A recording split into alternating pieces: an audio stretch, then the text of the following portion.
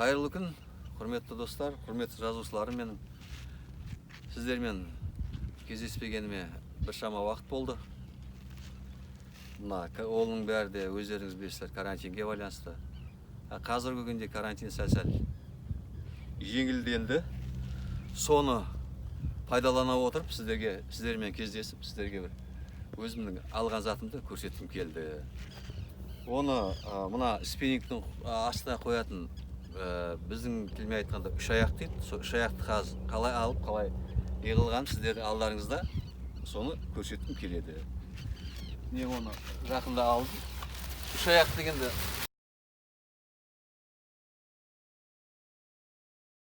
спиннингке түсіп біледі ғой.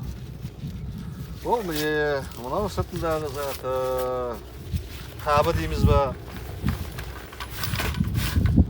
Әлі жинап көрген жоқпын, сіздердің алдарыңызда бірінші рет көріп жатырмын міне.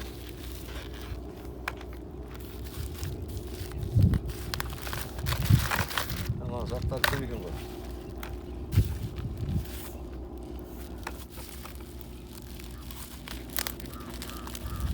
Қараймыз.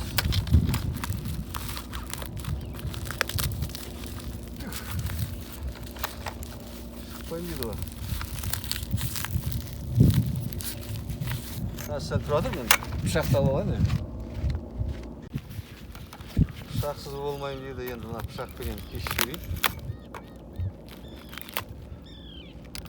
Ол негізі мынау жел күндері болмаса толқын болған кезде өте жақсы болатын зат.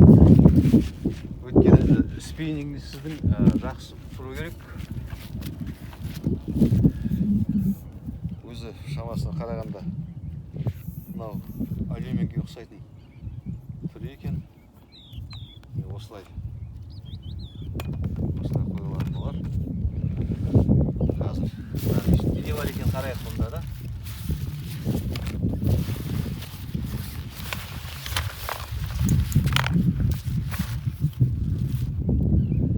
Мынаны қай жерге түсіреміз? Салатын жерлері қайсысы? Менде бұл бірінші рет болып тұрған зат, содан кейін оны білмей жатқаным рас. Мынау бұрандалары болады. Қазір табамыз, көрсетеміз.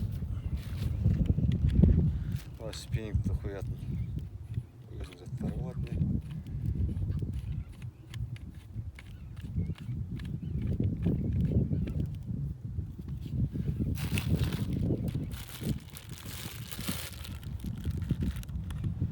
Негізі бұл үш аяқ, үш спиннингке арналған.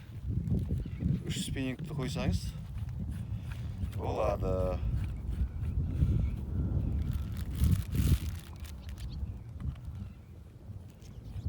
Осы Ақтау қаласындағы дүкеннен алдым. Қазір бірақ ол жоқ сияқты, ол дүкенде. Жігіттер бәрін алып кетті деп ойлаймын.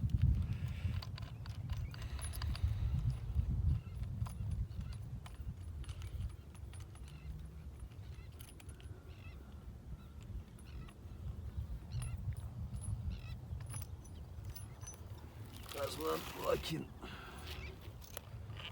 Енді ойымша осылай болады сияқты. Дұрыс па осылай?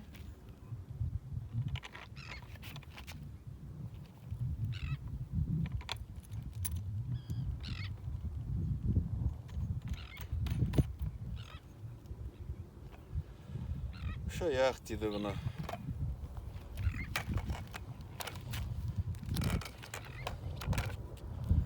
Осы шамада осылай жиналады. Негізі алып жатсаңыздар, мына жерлерінің темір болған дұрыс. Мына жерде пластмасса көріп тұрсыз. Пластмасса негізі сынады да, ол қалай болғанда да сынбаған дұрыс деп ойлаймын. Мынаның ішін қарайық, тағы заттарым.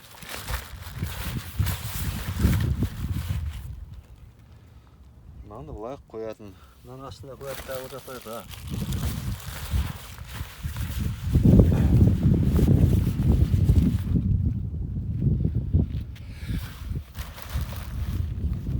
Мына жер жинамай қояйын, былай көрсетіп шығайын сіздерге қазір. Міне мынаны да салып жіберейік.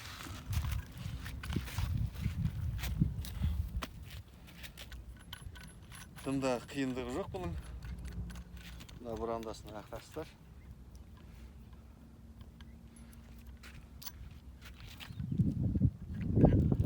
Теңіздің жанындамыз қазір. Каспий теңізі жанымызда. Мынау айналамызда жігіттер балық аулап жатыр. Балық бірақ түсіп жатқан жоқ.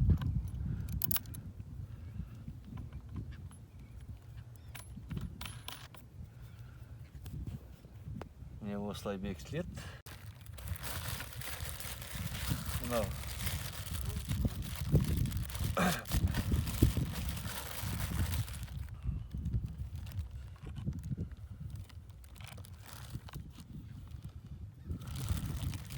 осы жерге былайынан бекітеді.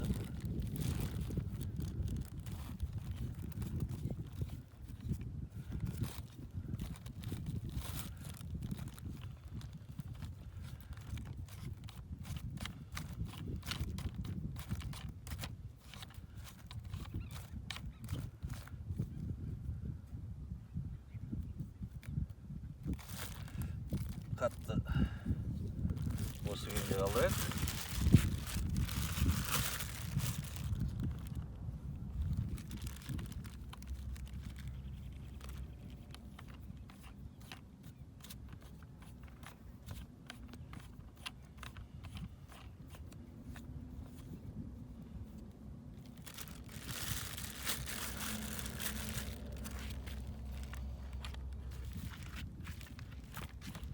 Неге салып жатқам сіздерге көрсін білсін деп жатқаным ғой. Ертең бәрі балық аулап бастаған кезіңізде осыған ұқсайтын заттар, осылай болмағанмен осыған ұқсайтын заттар сізге керек болады.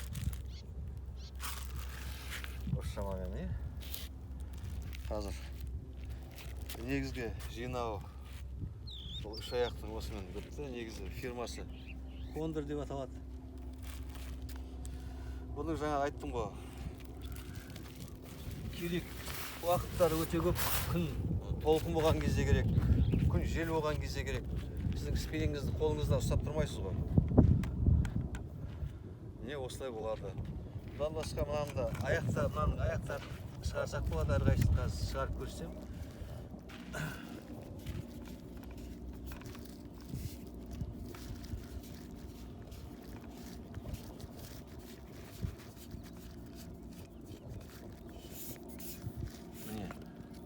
Аяқтары шығады, былай келтіресіз. Мына аяғын да шығарсаңыз болады. Өзіңіздің ыңғайыңызға қарата жасайсыз сонда. Міне үлкейіп жатқанды көріп тұрсыздар ғой.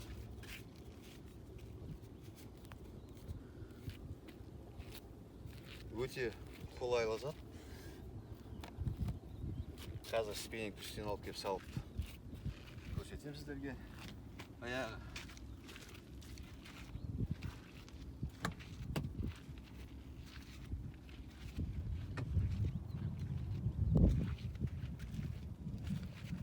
Мынау баяғы сары өздеріңіз танитын спиннинг.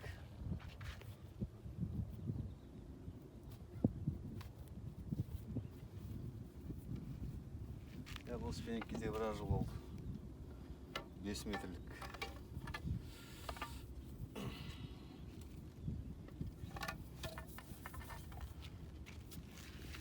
Қазір салып көреміз. Қалай көрінеді. Сіздерді бөле берсін дегенім ғой қазір.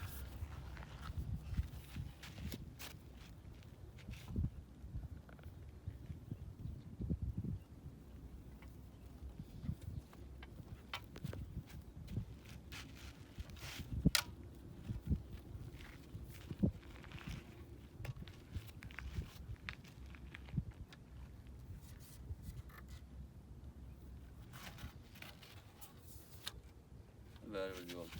Не осыны?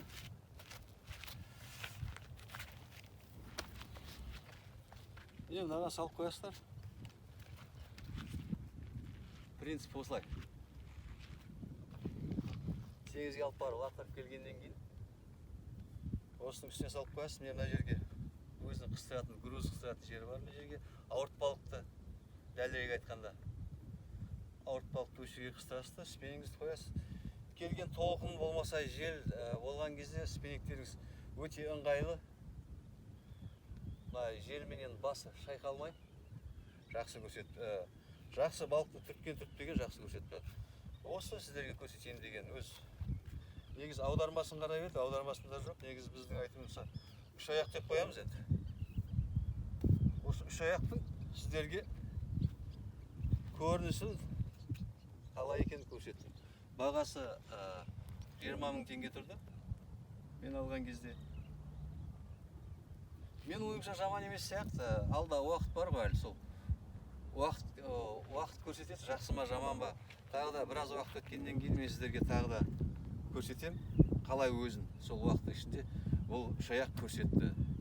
Желдерге, толқындарға төтеп бере алды ма, болмаса жоқ па деп. Жақсы, тек балықта кездесек, сау болыңыздар. Рахмет. Жазуды ұмытпаңыздар.